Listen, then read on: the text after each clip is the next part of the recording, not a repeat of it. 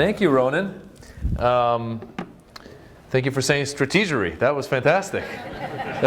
And thank you for bringing up the turmoil in Turkey, because I'm going there to do stand-up for the first time ever for myself in a few weeks, and now I'm nervous. Thank you. Thank you, Ronan, for setting it up perfectly.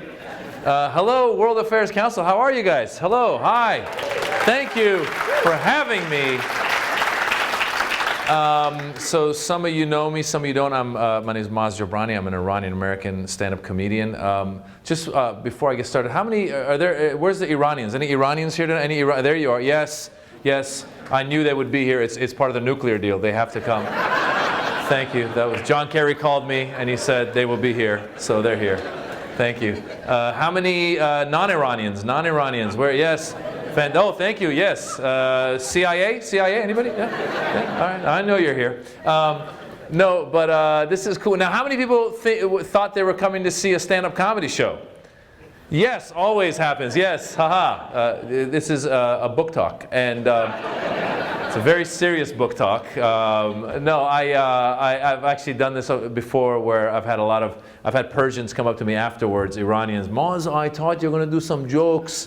I go, well, yeah, I tried to put some jokes into the book talk. No, you should do more jokes. And then tell me a joke, and I tell them, well, you can come to the comedy club. I'll be at the Houston Improv this weekend, Friday and Saturday, 2 shows a night. There you go. Come see me there, and you can see some jokes. So without further ado, I'm going to get into this a little bit with you guys. So the book, as Ronan was saying, is called I'm Not a Terrorist, but I've Played One on TV. Now, I'm a stand-up comedian, I'm an actor. I did not consider myself an author. So people have asked me, why did you write a book? And the way it first came about was my manager came up to me, who's actually Iranian-American as well, and he said, hey dude, do you have a book in you? And I said, no, I don't. What would I write about? And he goes, well, you know, you grew up Iranian in America, and you've traveled the world doing stand-up, and you must have some stories to tell. And so we started meeting with different publishers, and we ended up with Simon & Schuster. And I basically wrote a book about an immigrant story, an Iranian growing up in America, traveling the world. Every chapter is a different country that I've either been performed in, or I've worked in, or I've lived in. And what's interesting is I think that we're in a time right now where these kinds of stories are important to tell, because it's an immigrant story, and as we all know, there's a lot of anti-immigrant sentiment out there. As a matter of fact, I try to make a point that immigrants love America. That's why we come to America, because we're fleeing something that's not as good, and we come here and we love America. And I was at the Aspen Institute this past summer at the Ideas Festival, and I was speaking, and I said, immigrants love America. And there was actually a lady from Houston who came up to me afterwards, and she said, well, I want you to know that we love you too. Yeah. And I said, gee, thanks. So thank you. So the title of the book, I'm Not a Terrorist, but I've Played One on TV, it comes from my experiences as an Iranian-American actor in Hollywood. So just so you guys know, I grew up in Northern California. I grew up in Marin County. It was a very affluent county, but there weren't that many other Iranians there. It wasn't that diverse in many ways. Very liberal, but not diverse. There were, again, people in Marin County, just so you know, there's a lot of wealth, but it's a lot more subtle. So, you know, the people in Marin who had money would drive Volvos and Saabs. And we came with my Iranian family, and my father was not subtle at all. He bought a Rolls Royce. I swear to God. So I was this young kid, and he would drive me to school in a Rolls Royce. And I was like, Dad, it's bad enough that they think we own oil wells. Now you're driving me with a Rolls Royce during the hostage crisis. I'm like, are you crazy? You're trying to get me killed? So I did, bless you. as a young kid, when I was in junior high school, I became a big fan of Eddie Murphy's. Eddie Murphy was big back then. I became a big fan of his. I said, I want to be like him. So an audition came up at the junior high school for the local play, for the school play, and I went and I auditioned and I got the part. And then I would go on stage and I felt alive on stage. And my second year of doing plays in junior high, I got to play Little Abner. Yeah. Exactly. You guys know what Little Abner is, and some of the Iranians have no idea. Little Abner's like a country bumpkin who's, he talks like this, and he's but how do you say bumpkin? Pumpkin? What do you say? Bumpkin, right? Bumpkin. Bumpkin. That's what I said. I saw her leaning in. Whatever. Anyway, so he, I had a southern drawl, and I had my hair, and I was Little Abner. If I had my druthers, a druther had my druther. It's a musical. Than anything else I know. And I was like, this is cool. And then I went to high school. We had a really good acting program, and in that high school, I got to play all kinds of parts, including Batman. I played Batman. We did a play about Batman, and I was Batman, and I was like, wow, Hollywood is going to be so cool when I show up and I can play, hillbillies, and I can play Batman, and I could play whatever. And then I showed up, and by the second or third audition, I was going out for the parts that were not, there was no country, there was no Batman. It was just, I will kill you in the name of Allah. Those were the parts. I was like, what happened to Batman? So the title of the book comes from when I was first, I still had a day job. I was working in an advertising agency, and I was looking for some film or TV work that would allow me to make enough money so that I could quit my day job. And this audition came up for a Chuck Norris movie of the week. Yes, thank you. Calm down. And it was this movie called The President's Man, A Line in the Sand. It was a CBS movie of the week.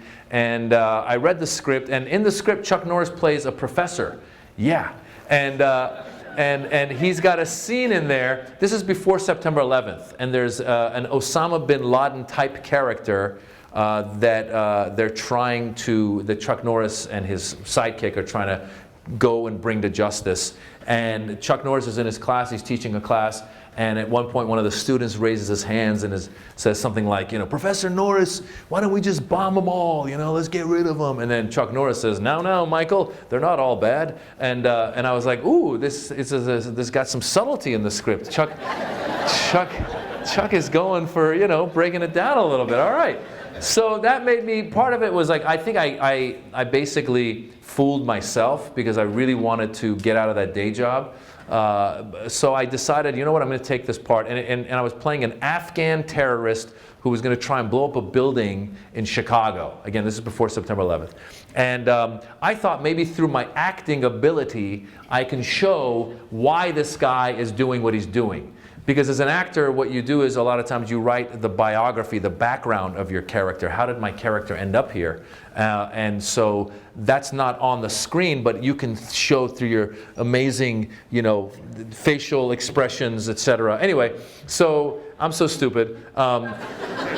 Yeah, I went down to the wardrobe fitting because this filmed in Dallas where Chuck Norris had set up shop for Walker, Texas Ranger at the time. And I went to the wardrobe fitting and they go, here's your shirt, here's your pants, here's your turban. And right away I go, whoa, whoa, whoa. I go, wait a minute, I'm playing an Afghan in America. I go, Afghans in America don't wear turbans. I go, Indian Sikhs wear turbans. We should get it right. And the lady was like, dude, this is a Chuck Norris movie. So just put on the turban, and don't forget your basket and your snake. Get the hell out of here. Yeah, just mix it all up together, right? Hold on one second here. One second.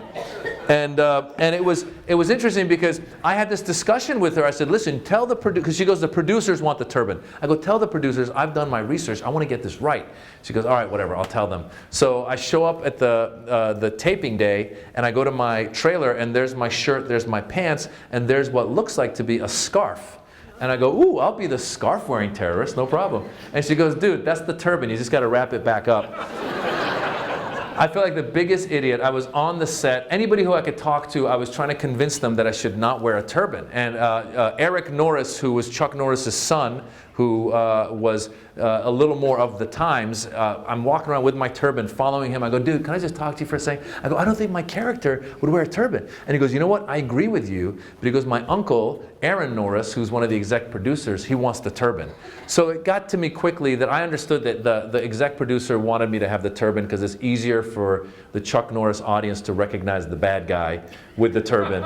So I wore the dumb turban. I felt really bad doing it, and the movie actually, what was interesting was it was a movie of the week, and before it came out, September 11th happened. Yeah, and then I was like, well, they're not going to have bad enough taste that they would put this out now. And then I saw in the Daily, I think it was a Daily Variety or Hollywood Reporter, that Chuck Norris had said, I really want this movie to come out now because in my movie the terrorists get what they deserve. And then I wrote a letter to Chuck Norris as well as Les Moonves, who was the president of CBS at the time. I said, guys, I don't know if you guys have been reading, but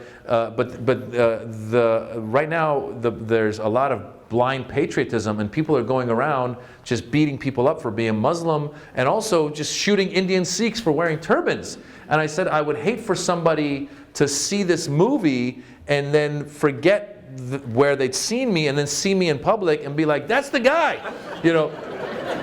Yeah, so I wrote that letter and I never heard back, and then the movie came out, and I tell you guys, it was the worst movie ever. Like, I tried to watch, I could, like 10 minutes in, I could care less who was who. Like, I thought somebody should shoot me not for being the terrorist, but for doing the movie. You know, it was that bad. So I did that, and then after that, I told my agents at the time, and this was early in my career. I've been doing this 18 years now, so this was in 2001, and I said to them, guys, I don't want to do any more terrorist parts. And then the TV show 24 contacted us, and they said, we have a part, it's a terrorist part. I said, no thank you. And then they said, but he changes his mind halfway through the mission. And I was like, ooh, the ambivalent terrorist. I go, that's interesting. So in season 2, I play this character. He plays out over a few episodes. I play this one terrorist who's driving a truck, and there's 2 other terrorists in the truck, and we have a nuclear weapon in the back of the truck. And as we're driving the truck, we get a flat tire. We come out to fix the flat tire. I look around. I see some kids playing in the park, and I have a change of heart. So basically, the gist of it is that as I'm driving the truck again, we start driving again, and I turn to the other 2 terrorists, and I'm like, hey guys, do we really have to kill people? And they take out a gun and they shoot me. I'm like, guys, I'm trying to start a conversation here. So I died there, and I jokingly say that my mother got upset at seeing me die. You know, she's like, why you keep dying? I was like, that's how they write it. She's like, why don't you kill them one time? I can't just kill them. She's like, yeah, when they say lights, camera, go. Don't wait for action. So that was that story with Chuck Norris. And then what's interesting with the book, this is what's interesting with the book is, I came up with writing a book sometimes is easier than coming up with the title. Because the title, you're just like, what's the right title?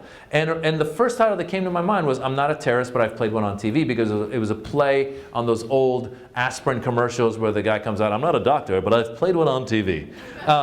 And first of all, I realized that there's a whole generation that doesn't even know that doctor. So they were like, what? And I was like, oh my God, what's wrong with you people? It's social media, that's the problem. But then the other thing was the publisher was a little wary about having the word terrorist in the title. They were wary about the look of it, and they said, you know, if we put this at the airport, we don't know. And I go, it's obviously, I mean, I look goofy, you know. And I said, guys, there's no big deal. Let's just do it. And I convinced them of it. And then they sent me an early version to proofread. And I was traveling. I do stand-up. So I'm traveling and I'm proofreading it. And I got on an airplane and I looked at the cover and I was like, wait a minute, that's a picture of me with the words terrorist right there. And so I suddenly got very self-conscious on the plane. I'm like, oh my, so I was like proofreading it like this. Like I was, you know, like making sure nobody saw. So I got a little wary with that. And then the other thing that happened to me that was interesting was, in my stand-up, I try to talk about a lot. I talk about discrimination and racism against Middle Easterners and Muslims and people from that part of the world. But what's interesting is when the book came out, I realized that there was discrimination and racism within the groups, because a lot of different Middle Eastern countries and communities feel like they're better than the one next to them. It's constant and it's crazy, and it didn't hit me until I put this I put the picture of the book on my Facebook page, and on the cover I'm wearing a Palestinian keffiyeh, and I've got this Wile E. Coyote looking bomb in my hand, and I've got this look of confusion on my face as if to say, how did I end up here? So I'm trying to make fun of how Hollywood just mixes everything up together. So I'm making fun of that. So I put it on the cover of my Facebook page. I said, guys, my book's coming out, get the book. And Iranians are very proud of their Iranianness, and they want the world to know that we're not Arabs. So when I put this on the cover, this Iranian lady emailed me, Moz, why are you wearing Arab headgear on the cover of your book? We are not Arab, we are Persian. And I wrote her back, I'm like, listen, calm down. I go, I'm just making fun of how Hollywood just mixes everyone up together. And then she goes, but Moz, we are not even terrorists. Well, I wrote her back, I said, well, the book clearly states I'm not a terrorist, but I played one on TV. Then she wrote again, she goes, but Moz, when have Americans ever even thought of Iranians as terrorists? That's never happened. I said, well, maybe you weren't here during the hostage crisis, but a lot of us were getting our asses kicked. And she goes, but Moz, that's water under the bridge. I said, maybe to you it is, but a lot of Americans have not forgotten. I said, as a matter of fact, the movie Argo, that was about the hostage crisis, just came out a few years ago, won the Academy Award. And she goes, but Moz, I go, you know what? The more you write me, the more material you're giving me. So she stopped writing. And then an Arab dude wrote me. He goes, Moz, why are you wearing Arab headgear on the cover of your book? You're not Arab, you're Iranian. I wrote him back, there's this Persian lady I want you to meet. You guys be perfect for each other. Because you're both idiots, and you're both literally judging a book by its cover.